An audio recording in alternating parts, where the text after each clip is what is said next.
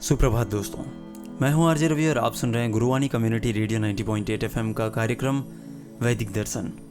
आज संकष्टी चतुर्थी है और संकष्टी चतुर्थी के अनुसार हम सभी जब भी गणेश चतुर्थी व्रत करते हैं तो इससे घर परिवार में आ रही विपदा दूर होती है। कई दिनों से रुके मांगलिक कार्य संपन्न होते हैं तथा भगवान श्री गणेश असीम सुखों की प्राप्ति कराते हैं। माह की किसी भी चतुर्थी के दिन भगवान श्री गणेश की पूजा के दौरान संकष्टी गणेश चतुर्थी व्रत का कथा पढ़ना अथवा सुनना जरूरी होता है।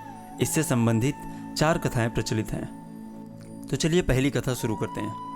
पौराणिक एवं प्रचलित श्री गणेश कथा के अनुसार एक बार देवता कई विपदाओं में घिर गए थे।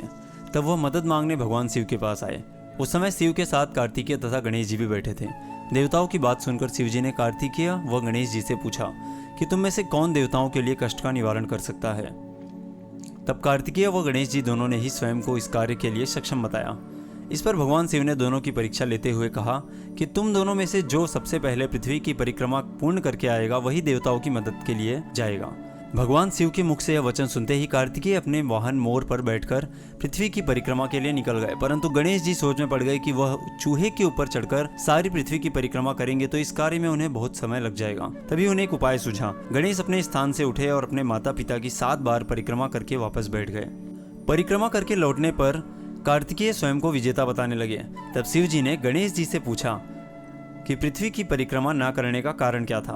तब गणेश ने कहा, माता पिता के चरणों में ही समस्त लोक है। यह सुनकर भगवान शिव ने गणेश जी को देवताओं के संकट दूर करने की आज्ञा दी। इस प्रकार भगवान शिव ने गणेश जी को आशीर्वाद दिया कि चतुर्थी के दिन जो तुम्हारा पूजन करेगा और रात्रि में चंद्रमा को अर्घ्य देगा उसके तीनों पाप यानी दैविक ताप तथा भौतिक ताप दूर होंगे। इस व्रत को करने से व्रतधारी के सभी तरह के दुख दूर होंगे और उसे जीवन के भौतिक सुखों की प्राप्ति होगी। चारों तरफ से मनुष्य की सुख समृद्धि बढ़ेगी, पुत्र पौत्रादि धन ऐश्वर्य की कमी नहीं रहेगी। दोस्तों, ये थी पहली कथा। अब मैं ले चल रहा हूँ आपको व्रत की दूसरी कथा की ओर। एक समय की बात है, राजा हरिश्चंद्र के राज्य में एक कुम्हार था। वह मिट्टी के बर्तन बनाता, लेकिन वे कच्चे रह जाते थे। एक पुजारी की सलाह पर उसने इस समस्या को दूर करने के लिए एक छोटे बालक को मिट्टी के बर्तनों के साथ आंवा में डाल दिया। उस दिन संकष्टी चतुर्थी का दिन था। उस बच्चे की माँ अपने बेटे के लिए परेशान थी। उसने गणेश जी से बेटे की कुशलता की प्रार्थना की। दूसरे दिन जब कुम्हार ने सुबह उठकर देखा तो आवा में उसके बर्तन तो पक गए थे, लेकिन बच्चे का बाल बाका भी नहीं हुआ था। वह डर गया और राजा के दरबार में जाकर सारी घटना बताई। इसके बाद राजा ने उस बच्चे और उसकी माँ को बुलवाया तो माँ ने सभी तरह के विघ्न को दूर करने वाली संकष्टी चतुर्थी का वर्णन किया।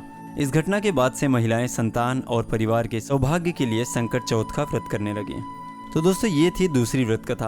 अब बारी है तीसरी कथा की। एक बार की बात है, विष्णु भगवान का विवाह लक्ष्मी जी के साथ निश्चित हो गया। विवाह की तैयारी होने लगी। सभी देवताओं को निमंत्रण भेजे गए, परंतु गणेश जी को निमंत्रण नहीं दिया। कारण जो भी रहा हो, अब भगवान विष्णु की बारात जाने का समय आ गया।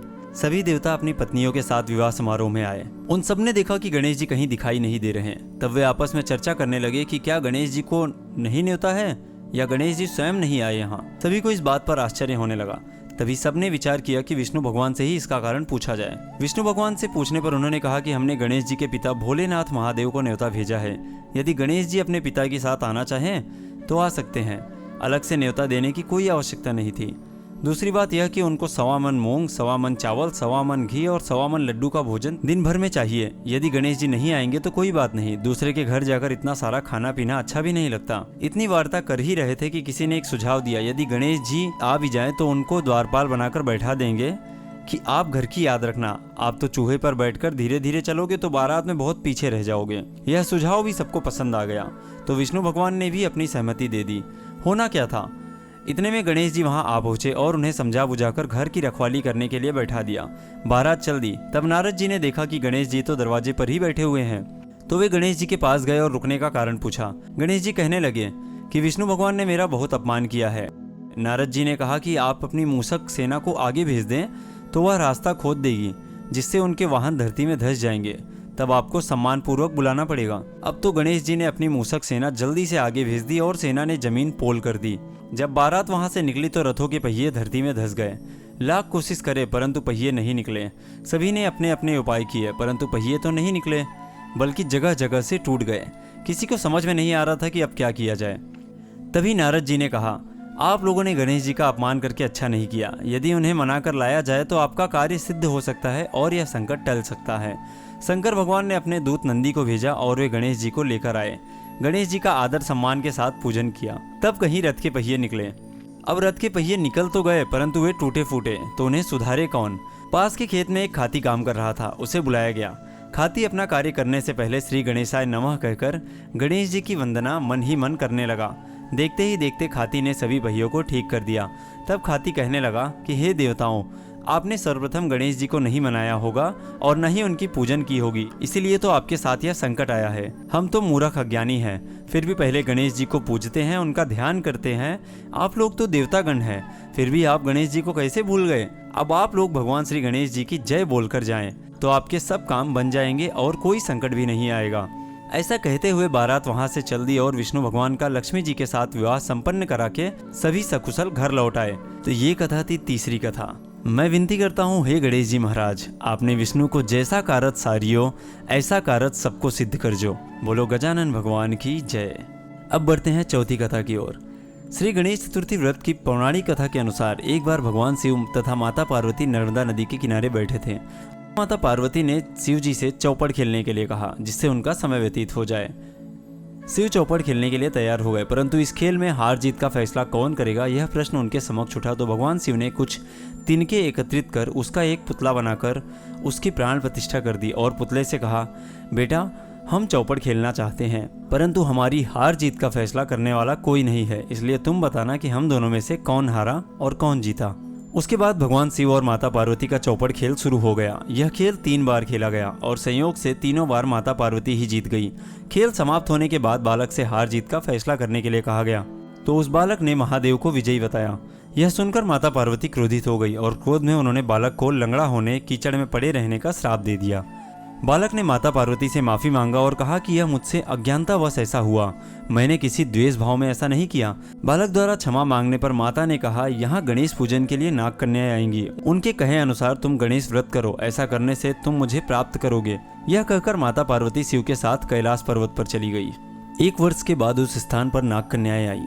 तब नाग कन्याओं से श्री गणेश के व्रत की विधि मालूम करने पर उस बालक ने 21 दिन तक लगातार गणेश जी का व्रत किया। उसकी श्रद्धा से गणेश जी प्रसन्न हुए। उन्होंने बालक को मनोवांछित फल मांगने के लिए कहा। उस पर बालक ने कहा, हे विनायक, मुझमें इतनी शक्ति दीजिए कि मैं अपने पैरों से चलकर अपने माता पिता के साथ कैलाश पर्वत पर पहुंच सकूं और वे यह देख प्रसन्न हो। तब बालक को वरदान देकर श्री गणेश अंतर्ध्यान हो गए। इसके बाद वह बालक कैलाश पर्वत पर पहुंचा और कैलाश पर्वत पर पहुंचने की अपनी कथा उसने भगवान शिव को सुनाई। चौपड़ वाले दिन से माता पार्वती शिव जी से विमुख हो गई थी, अतः देवी के रुष्ट होने पर भगवान शिव ने भी बालक के बताए अनुसार 21 दिनों तक श्री गणेश का व्रत किया। इस व्रत के प्रभाव से माता पार्वती के मन से भगवान शिव के लिए जो नाराजगी थी वह समाप्त हो गई। तब यह व्रत विधि भगवान शंकर ने माता पार्वती को बताई। यह सुनकर माता पार्वती के मन में भी अपने पुत्र कार्तिकेय से मिलने की इच्छा जागृत हुई। तब माता पार्वती ने भी 21 दिन तक श्री गणेश का व्रत किया तथा दूर्वा, फल और लड्डुओं से गणेश जी का पूजन अर्चन किया। व्रत के 21वें दिन कार्तिकेय स्वयं माता पार्वती जी से मिलने आ गए। उस दिन से श्री गणेश चतुर्थी का यह व्रत समस्त मनोकामनाओं की पूर्ति करने वाला व्रत माना जाता है। इस व्रत को करने से मनुष्य के सारे कष्ट दूर होकर मनुष्य को समस्त सुख सुविधाएं प्राप्त होती हैं। तो दोस्तों, आज की ये कथा संपूर्ण हुई। मैंने आपको चारों कथा सुनाई गणेश जी की संकष्टी चतुर्थी पर। संकष्टी गणेश चतुर्थी व्रत करने से घर परिवार में आ रही विपदा दूर होती है। दोस्तों, अब समय हो चला है विश्रांति का, तो आप कहीं मत जाइए, सुनते रहिए गुरुवाणी कम्युनिटी रेडियो 90.8 FM, आवाज कल्याण करो की।